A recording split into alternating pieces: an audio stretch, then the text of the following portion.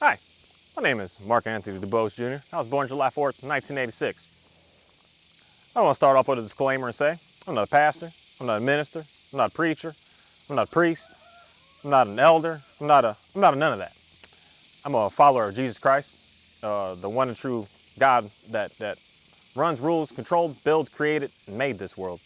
And there's something inside of me that just has to change up a little bit through some inspiration. I was praying and asking, saying, God, send me to the direction that you want me to go. Send me to the direction that you need me to go. Because people out here are confused. People out here are struggling. People out here are not sure what is right and what is wrong. And it's something that I've been doing that I was asking for a change. What it is I need a change to do. And that change came to me today, or yesterday, or I don't know when. It was yesterday or today, but today for sure.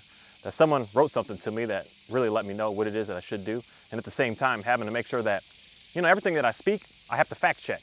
Because someone could just say, oh, what are you saying? What are you doing?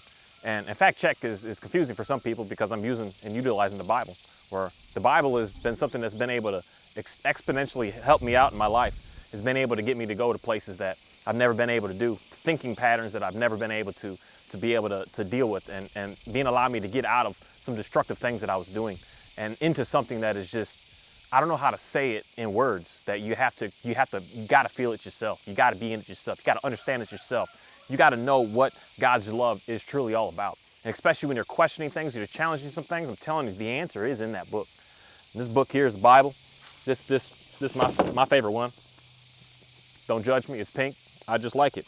It fits for me. It was the first one I picked up, first one I found, first one that gravitated to come to me.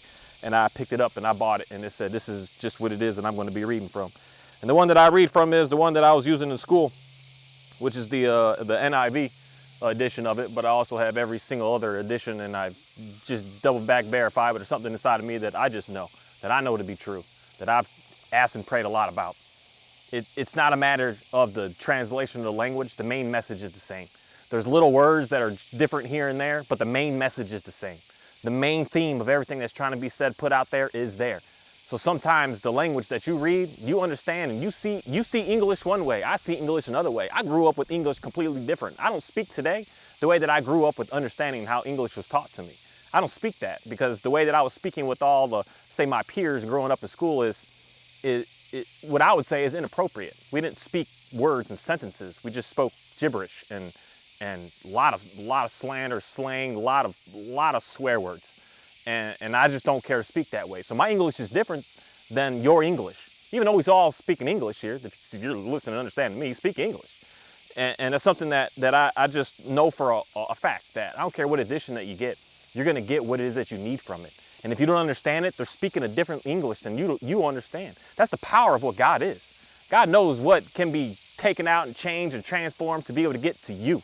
God knows how to be able to speak to you. So if this translation doesn't speak to you, doesn't make sense to you, I'm guaranteeing you that there's another one that speaks directly to you, and I'm guaranteeing you that the message is the same behind it. It's the same message behind it. And when the message wants to get completely different, that Jesus isn't the way and Jesus is no good, now you're running into some scary territory that we don't know what's going on and we don't know what's happening. But I got challenged with something that I know to be true, that I know to be real, that I know to be continuing to keep on doing what it is that I'm doing, because I questioned my own self and I had to go to the Bible to get answers about it. Everything that I do out here, with as far as this farm work and working with animals and working with all this vegetation, I've had a lot of questions and a lot of doubts because I was doing things just on like I don't know, because I just got into this. I started working animals. I started raising animals. I don't know nothing about this. I don't know anyone in my family that knows anything about what it is that I do. Anyone will come here and say, I don't know where to start, I don't know where to begin, I don't know what to do. And I can show you a lot of things just from getting into it and doing it. And that getting into it and doing is where I'm going to say is the inspiration of what it is that I do and who it is that I follow, Jesus Christ. It's giving me the inspiration to keep doing what I'm doing. So I started doing some things that I didn't like. I got in my own feelings of saying, I don't like this. I don't like that I see a weak animal and I don't know what to do with it. Am I supposed to keep it around? Am I supposed to just get it out? Am I supposed to keep breeding it? What am I supposed to keep doing with that? When I was running into issues with seeing a certain color that I was like, I don't really like that color. I don't know what to do. That's not true to its breed. What do I do with the ones that aren't correct? What do I do? I was like, I got to keep them, right? I got to keep them. I should keep doing. I got in my feelings. But I had my goats, and my goats were I was looking for a male, and I was like, I want the male to be exactly like this because they look exactly like that to be able to give me this exact same thing. I was just questioning, like, that just doesn't seem right. That doesn't feel right. So I had to start doing some questions, some challenges, and some understanding on what it is that we're allowed to and what it is that these animals are here to do for us. And not only animals, but the vegetation as well. And it's something that I had to do some reading and some research. And that reading and research is a brief summary of what I want to talk about today, because I could talk about these few passages for months in reality, because I've been questioning, studying, and challenging it for years. So it's something that I can continue to keep talking about with these simple passages and these simple things that God is saying to us about what it is that we should be doing and what it is that the animals are for us, and what it is that we should be trying to stay away from with them. And up front, I just want to read something in the book of Genesis, because the book of Genesis is a phenomenal book that anyone can spend their entire life on just reading this entire book. And this book is fantastic. But right up front in the first chapter, in the, what is this, the 24th, I got my notes here, my 24th verse, it says, God said, let the land produce living creatures according to their kinds, the livestock and the creatures that move along the ground, and the wild animals according to its kind. And it was so. And God made the wild animals according to their kinds, the livestock according to their kinds, and all creatures that move along the ground according to their kinds. And God saw that it was good. Then God said, let us make mankind in our image. Let its likeness may rule over the fish and the sea and the birds in the sea, over the livestock and all the wild animals, and over all the creatures that move along the ground. So God gave us control. He gave us the means to be able to know how to manage and work with every animal and everything out here. They're for us as mankind, as human beings, to figure out how to be able to work with. And it is for us to see that there are different kinds and everything should sit with its kinds. That's why I emphasize the word kinds. It's something that, a word that my brother was just questioning, like, kinds, what does that mean? To me, I know exactly what that means. A dog is a dog. A goat is a goat. A sheep is a sheep. A giraffe is a giraffe. A lion is a lion. They are all the same. They are of its kind. The thing that is not of its kind is a dog and a cat. You do not mix a dog and a cat. You do not mix a dog and a lion. You do not mix a human with a dog. You do not mix a frog with a lion. Those are different kinds. The same kind is a frog and a frog. You can do what you please with the frog and a frog. You can keep on reproducing and keep on cruising and keep on doing what it is you need to do. And then, I got to get onto the book of Leviticus, but we'll stay in Genesis for a second, because we all know who Jacob is, and Jacob is a very interesting, wonderful person. But the biggest thing on here, where someone is confused, and I want to bring some of this confusion away and put some clarity in here, because in the 6th chapter of Genesis, it starts to go into the understanding of why God had to start getting rid of humans and getting rid of everything that was out here. Because we started mixing different kinds together. It has nothing to do with us taking a dog and making a dog out of a dog, taking a cat and making a cat out of a cat, taking a giraffe and making a giraffe out of a giraffe. It has everything to do with an angel, something that's not human, putting in with humans to try and create who knows what. It has everything to do with, or I'm going to say, there are scientists out here that are doing this right now, taking pigs and trying to put humans together and trying to make something out of that. Taking dogs and mixing it with a chicken to create who knows what out of it. Even something of a chicken that's being sold today called the Silky. There's a lot of controversy on how that was built, because they're claiming that it was mixed with a rabbit to a chicken. Those are different kinds. You're not allowed to mix different kinds. We got to keep the kinds together. And that's something that the reason why God had to get rid of it, because we started to realize there's like dog humans, there's like cat humans, there's like all these little things. You know, it's wild, because there's some push being pushed today about the whole concept that you could be whatever you want. And that's the days of Noah, that you could be whatever you want. If you were a dog, you wanted to be a dog, you could mix your DNA to become a dog and mix it together, and then bam, now you have a dog, human. And now you got a goat human. Now you got a snake human. Now you got all these things. Now you got a angelic being human. Gods and sons of gods that were not supposed to be intermingling with us as human beings started to create these giants, started to create these strong beings, started to create this just insane madness out here that is not the likeness of God. The likeness of God is what you see right here. This is what it is. This is what he created. This is how he made it. He made a male right here. This is what it is. This is all it is. This is right here. This is what God created. He didn't create me to be a dog of any sort or to be a goat, or to be a sheep, or to be a giraffe, or to be a lion. No, humans to humans, stick with your kinds, and we're good to go. And that's the whole concept of why this flood came. Not because someone decided to say, hey, you know what? I want a better, faster, stronger bird. So I'm going to mix that bird with a cheetah to make it better. No. Someone could say, hey, I want a better, faster, stronger bird. I find a stronger bird and mix it with the bird. Now I got a better bird. That's exactly what we'll go to Jacob in a moment. But we'll continue reading on here. When it comes to I just want to go straight to, because I don't have a lot of time here. I don't have a lot of time. But we go into Genesis in the 30th chapter, and I got to read a little bit here because I don't know why, but this excites me because this is what I do. This is what I do out here with what it is that I do. And this is something that Jacob, in Genesis 30, very interesting fella, doing stuff that this right here is why I had to read what I had to read to figure out what it is that I'm doing, to make sure that what I'm doing is on point with what it is that I should stay with. And I just want to say, God, thank you. Thank you for this absolutely amazing day, this absolutely amazing time for me to keep on working upon myself and working upon learning more and more about you. Learning just more and more about how amazing you are with when I have questions and doubts, that you just are able to just I don't know how else to say, but just slap me in the face with giving me the information and the insight and the inspiration and the willingness and the drive to just want to learn more and do more and get more and figure out more. You're just so incredible with allowing me to keep on upgrading what it is that I do. And when I hit a stumbling point where I'm like, I'm not sure, you get me back into this Bible, and you don't give me a choice. You force me back in it to keep on reading more, to keep on learning more, to keep on figuring out more, to keep on staying in it. And even if it is to keep on reading the same old thing again, I enjoy that now. Where I'm like, let me read it again and again and again and again, so that I can just really know exactly what's going on and to the point to start to memorize it. But there's something in here that's fascinating about in the Genesis and Jacob and his flocks increase. It goes on to, let me find this exact fast, quick verse. The 25th verse. No, we want to go all the way down to the 31st verse. What shall I give you? He asked. Don't give me anything, Jacob replied, but if you will, do this one thing for me.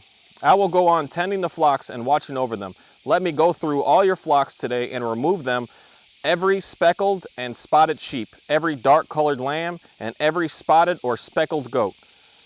They will be my wages, and my honesty will testify me in the future. They will check the wages you paid for me. Any goat that possesses that is not speckled or spotted, or any lamb that is not dark-colored will be considered stolen. Agreed, said Laban.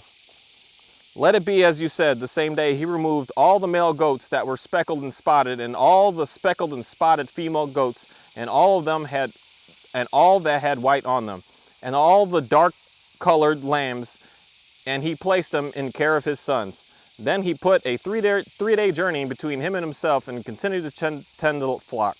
Jacob, however, took fresh-cut branches of poplar along the plains and on the white strips, and peeled the bark, exposing the inner branches. He then placed the peeled branches in all the watering throws, so that they would be directly in front of the flocks, so that they will come and drink. When the flocks were in heat and came to drink, they mated in front of the branches, and they bore young that were streaked or speckled or spotted. Jacob set apart the young of the flock by themselves, but made the rest of the face of the streaked and dark-colored animals that belonged to Lebanon.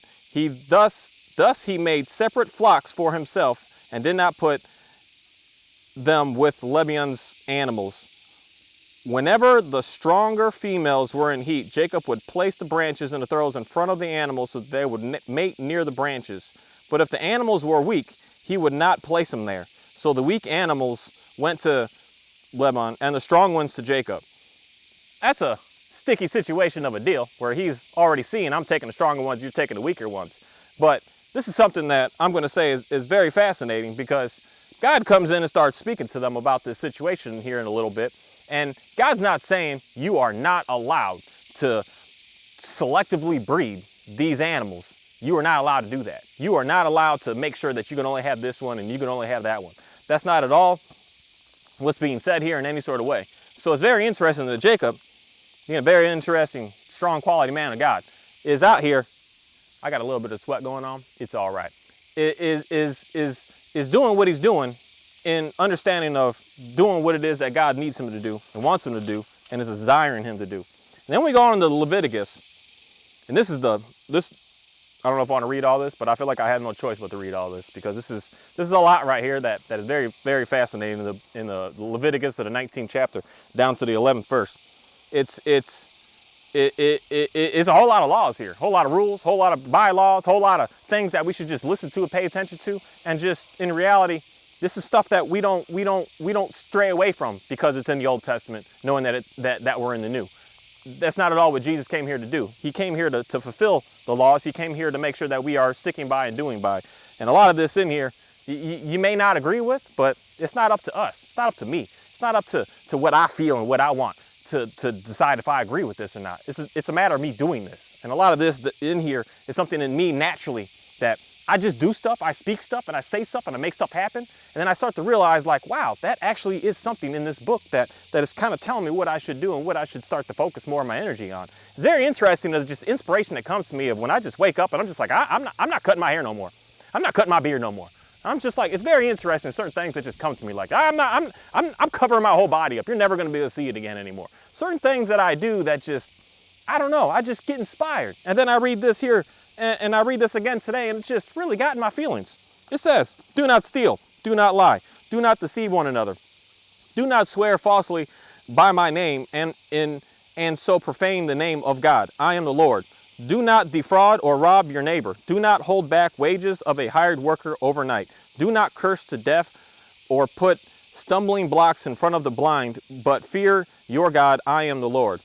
Do not perverse justice. Do not show partially to the poor or favoritism to the great, but judge your neighbor fairly. Do not go about spreading slander among your people. Do not do anything that endangers your neighbor's life. I am the Lord. Do not hate a fellow Israelite in your heart. Rebuke your neighbor frankly, so you will not share in your guilt. Do not seek revenge or bear a grudge. Let me switch that. Against anyone among your people, but love your neighbor as yourself. I am the Lord. Keep my decrees. And this is the part here. Do not mate different kinds of animals. Do not plant your field with two kinds of seed. Do not wear clothing woven of two kinds of material. He's going to this kinds thing.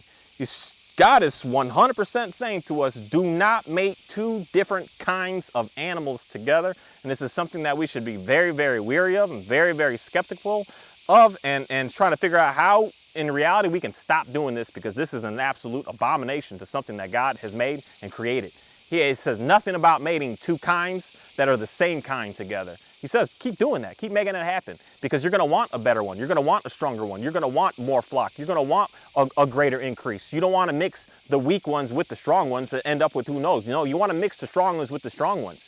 This does not go along with human beings. We're talking about animals here. Some people like to push this upon human beings, and we've had sticky situations in our past that if we try to ignore it and act like it didn't happen, such as, what is that? The stuff that was going on in the Nazi Germany back days and trying to create a supreme being, that we're going to have issues. But if we're looking for a supreme being of an animal, of a plant, that's something that we should definitely be pursuing towards to keep on doing. If a man sleeps with a female slave who is promised to another man, but who has not been ransomed or given her freedom, there must be due punishment. Yet, see, this is interesting. Because someone will read this and talk about slaves and slaves this and slaves that.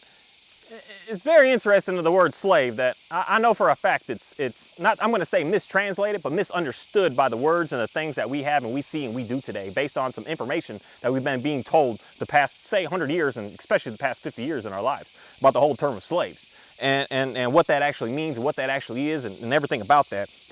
I think that we need to get a little more educated on what that actually is and what that actually entails before we just jump to our feelings and our emotions on what the term slave actually means. Because it's something that I just know. If you're not in 100% control of everything that's going on around you and doing, and you're able to just continuously do all and everything on your own, you're a slave to something. If you're struggling with any sort of an addiction, you're a slave to it. If you're struggling with any sort of lust, you're a slave to it. If you're struggling with figuring out how to be able to get away from people and you just can't, you need somebody, you are a slave to them. You need them to be able to survive. You need someone, and today we're getting worse and worse off because we need everyone collectively to be able to survive, to be able to do anything today.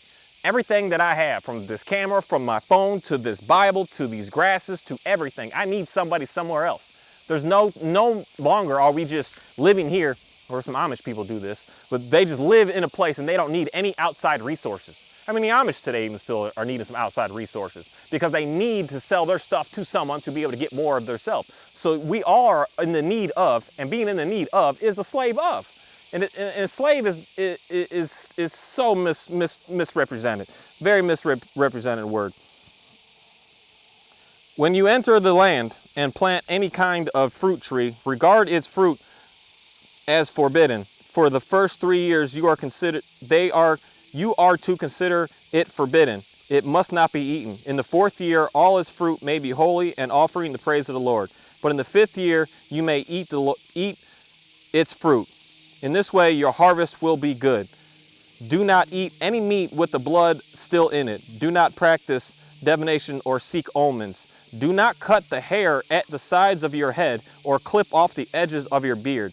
Do not cut your bodies for the dead or put tattoo marks on yourselves. I am the Lord. Do not degrade your daughter by making her a prostitute, or the land will turn into prostitution and filled with wickedness. Observe my Sabbaths and every reverence of my sanctuary. I am the Lord. Do not turn to mediums or seek out spiritists, for you will be defiled by them. I am the Lord. Stand up in the presence of the aged, show respect for the elderly, and reserve your God. I am the Lord.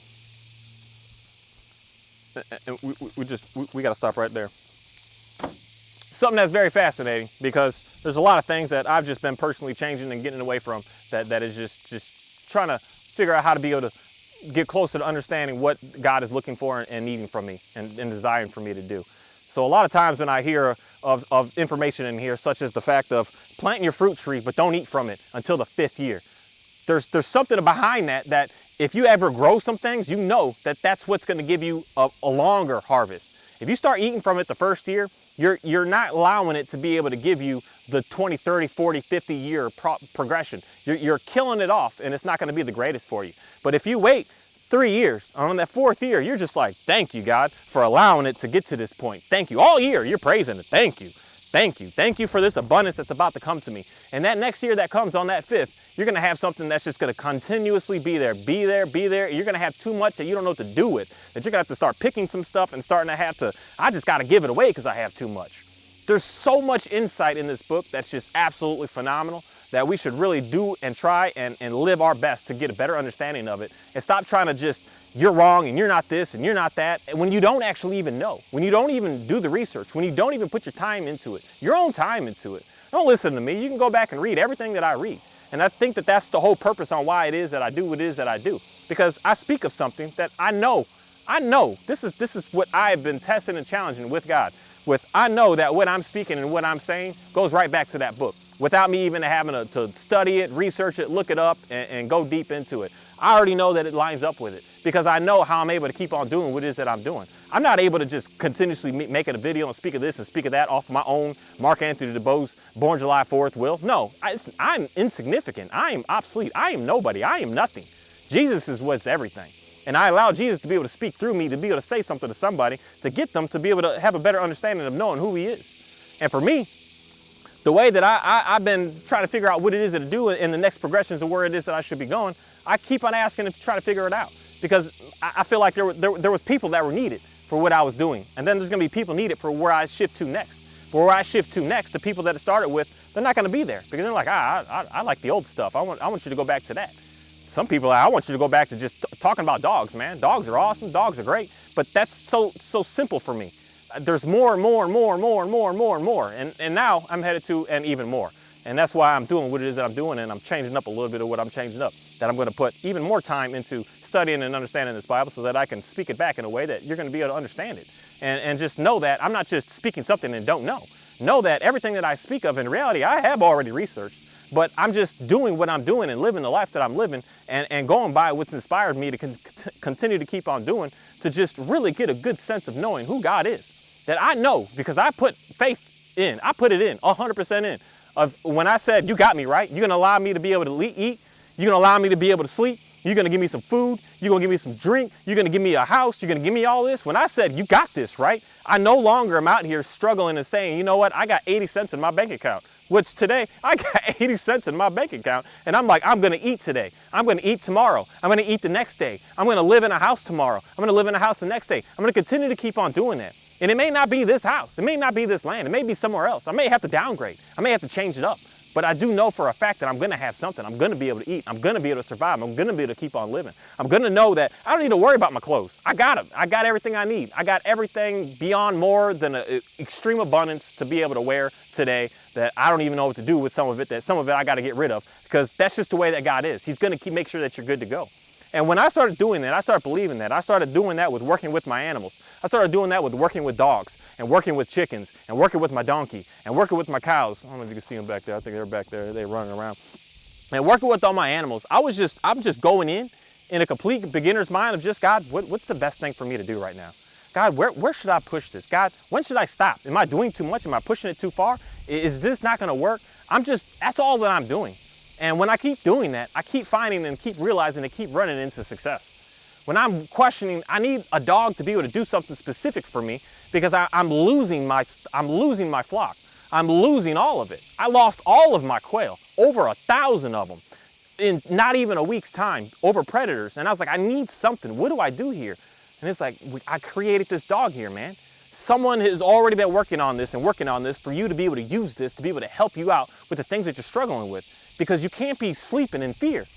That's what God gives and brings to me. He's telling me I'm sleeping in fear, always wondering, there's something out there, something out there, something out there. No, he's been able to inspire somebody and inspiring me to continue this, to keep moving with putting two kinds of animals together to be able to make sure that we as humans can have a better existence on this life. The problem is when we start to mix things up, when the human is trying to become a pig or a pig is trying to become a human so that we can use its organs to put into us, we're going to have some problems on this planet. We have some serious problems on this planet. It's something that we all collectively need to figure out how to be able to stop that and get away from that. Maybe not even stop it because it's out of our hands, it's out of our control. But know for a fact that you don't need to use that, and you don't need to do that, you don't need to go that way. And knowing that certain things of food that we're eating, that they're not processing it right. Because there's a very specific verse in there that every single animal that you're processing, that you're taking that animal's life, you need to be giving praise to God for that. And every single one, you need to be giving praise to Him. Every single thing. And for me, I don't know what it is, but even when I do grasses and I do veggies and I do everything, I say thank you. Thank you for the opportunity for me to have this. Thank you for the opportunity for me to be able to consume this. Thank you for the opportunity for me to be able to raise this and be able to do what I need to do with this, to be able to allow me to be able to continue to keep on living today. That's something that we are required to do.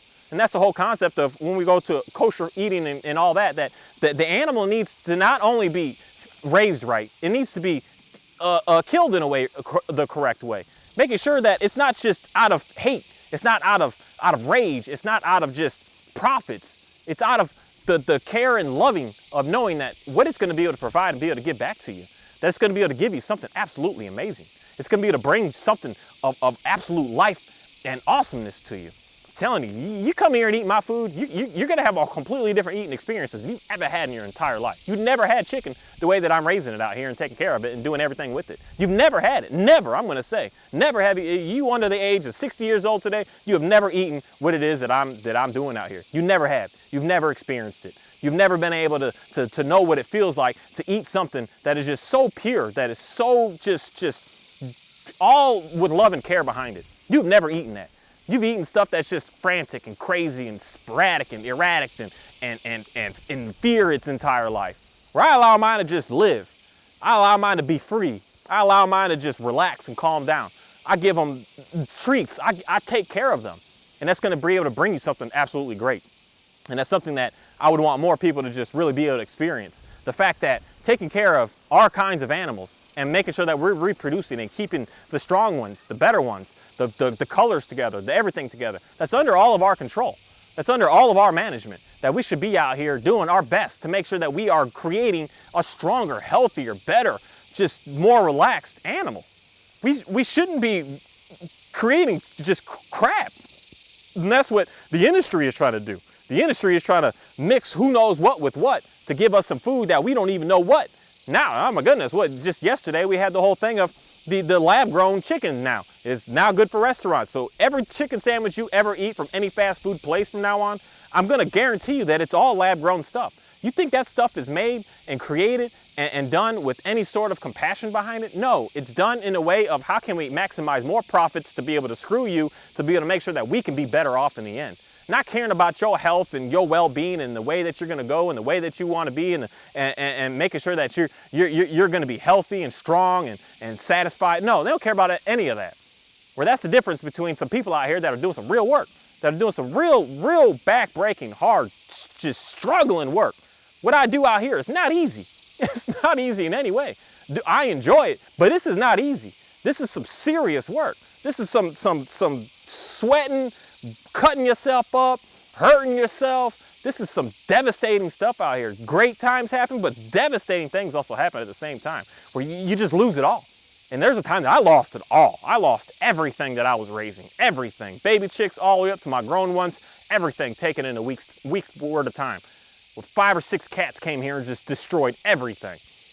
You got to understand what that feels like and what that knows like to be able to really get yourself to, that's perfect, to even have an opinion about what it is that someone out here is doing. You don't know what that's like unless you've done it. And when you've done it, you know exactly what I'm saying. You know what I'm saying when you lose just one. When I lose one baby chick out of my brooder, I don't just, whatever, it's okay. No, I am, man, what'd I do? What's going on here? What do I fix next time to make sure this? What do I fix next time? And that's why today I have a 99.99% survival rate with what I do, because I was watching and monitoring and paying close attention to every little thing that was going on. That's dedication. And that dedication is something that I want more and more people to have. And not only just with that, but the dedication with the Bible. And that's why what I do out here and what I want to continue to keep on working on is to keep on explaining to you that I don't know it all, but there's certain things that I do know very well. And the certain things that I do know very well, God is like pushing in me to like, dude, you got to get out there and you got to speak that, because that is real. That is the truth. That is what it is. Stop listening to these people out here that don't know, that are confused. And confusion is challenging, because a lot of times we follow people and we want to keep following them, and they're following us more and more into confusion. If you're confused, you are not following God. God is 100% just Jesus is straight up. He's straight up. There's no confusion here. Confusion is the devil, is the Satan, is the Lucifer, is the enemy, is the childish ways of living in your flesh and living on this world. That's confusion. But when you know something and you know it real strong, you know it because you've been testing it, you've been challenging it, you've been praying about it, you've been pushing forward with it. When you know it, it's in me today to just, I got to stand up and speak about it, because I do know it, and I do know that that's just what it is. And that's the concept of something in me that has to speak about the kinds. There's 2 kinds. There's 2 kinds to everything out here. There's 2 kinds to human beings and to mankind. There's 2 kinds to the dogs, to the cats, to the birds, to everything. And we should not ever be trying to intermingle. That's going to the days of Noah, and that is what's going on today, 100%. When you're a girl, but a boy, but a boy, but a girl, but a girl, but a cat, but a cat, but a dog. You don't know, and you got this confusion. That's the days of Noah, and that's what I personally see today. So for someone to try to say that breeding 2 dogs together is the days of Noah, I'm sorry, but you are very, very mistaken, and God has put it in me to really explain to you that we need to make sure that you get away from that confusion, because God is not of confusion. Anything that you're confused about, He says read the book. Read the book, because the book will clearly state to you exactly what it is. And the reason that things are written in there multiple times in different places, in different situations, in different areas, in different contexts, in different stories, and the same thing is being said, because He's saying, you didn't get it there yet, so go over here. You still didn't get it, go over there. You still don't get it, go right here. Oh, okay, that's speaking to you now. And that's the concept that I'm going to say of the different translations of this Bible as well. Something don't speak to you. You don't know that English. You don't know that Spanish. You don't know that Mandarin. You don't know it. But you know this one right here, and it's going to speak to you. It's going to be able to give you what it is that you need, that you're looking for. Not that you're looking to be right. A lot of times I read this book and I'm like, yeah, I'm wrong. I messed up. I'm not supposed to be doing that. And then I have to adjust my life accordingly. I don't just read it and just, I don't agree with that, whatever. No, I adjust my life accordingly. And I love to be challenged upon that as much as possible, and making sure that that's being challenged in an appropriate way. A lot of people out here are quick to just judge and slander and just throw out, and you don't actually know what's going on, and doing it in a certain way and in a respectful way at the same time. There's certain ways to be respectful about what it is to do, especially if you are a believer in God, especially if Jesus is your one true God that you knew it walked this land and died for you and for me. So I no longer have to go out there and get a lamb and spray it off and kill it and do anything like that, so that I can live with grace, so that I can have that to be able to make sure that I'm good to go, so that I can have a direct line of communication to be able to get to God. Jesus is an absolutely amazing being, and if you understand him, then you would go about things differently with what it is that you do. And that's for me to just really say thank you. Thank you. Thank you for the level of interest with what it is that I'm doing. Realizing that the more I keep going, the more I get people that are constantly, you're not right, and this isn't right, and that not right, and you're wrong, and this right. And it constantly keeps making me just have to keep on praying, keep on asking, keep on researching, keep on just moving forward with what it is that I'm doing. And it's just such an amazing thing to be able to do. It's so amazing. And I don't know what it is about me, but this is where I'm going to say that I know that I have a difference of a mindset than the next person next to me, because I love it when someone challenges me. You say, no, that's not right. And I'm like, cool, man. And I'm quick to just, you were right, man. I was wrong. I did do that wrong. I didn't go right. I'm quick to that. I'm not quick to try to force this Bible to agree with what it is that I have to agree with. I'm not that at all. I'm not going to be that, and I've never been that. And I believe that that's why I am here doing what it is that I'm doing. That's why I believe that I am standing up to be able to speak the word of God to people, because I know that's exactly who I am and what I'm all about. When I'm wrong, I'm wrong. But when I'm right, I know I'm right. And I know how to double, triple, quadruple, 10 times down on that rightness, especially when I have something to rely upon to be able to really bring that out, to really just verify that to me. And it's just, I'm so thankful for everything that's going on today. And for everyone that's ever spoken to me, ever said anything to me, ever challenged me, ever praised me. It's something that just only motivates me to realize that there are some really great people on this planet. And sometimes, and some days, I'm just like, man, this world is challenging. These people out here are crazy. Like, what's going on out here? But then there's days that I'm just like, I love your confusion. I love it, because it lets me know, it lets me know, and not even me. It's got nothing to do with me. It's got everything to do with Jesus.